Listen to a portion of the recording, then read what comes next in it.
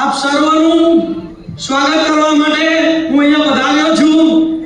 તો આપ તમામ મિત્રોનું, તમામ વિદ્યાર્થીઓનું, વાલીઓનું બધાનું દિલથી સ્વાગત છે. આજના આ કાર્યક્રમમાં ભારતના ખ્યાતનામ મોટિવેશનલ સ્પીકર કે જેમનું વક્તવ્ય દેશ અને વિદ્યાર્થીઓ માટે પ્રેરણારૂપ છે એવા સંજયભાઈ રાવલ સાહેબનું દિલથી સ્વાગત કરું છું. એકવાર જોરદાર તાળીઓ થઈ જાય. પ્રવચન પછી સ્વાગત છે. આજે આપણી વચ્ચે જ્યોતિ હોસ્પિટલના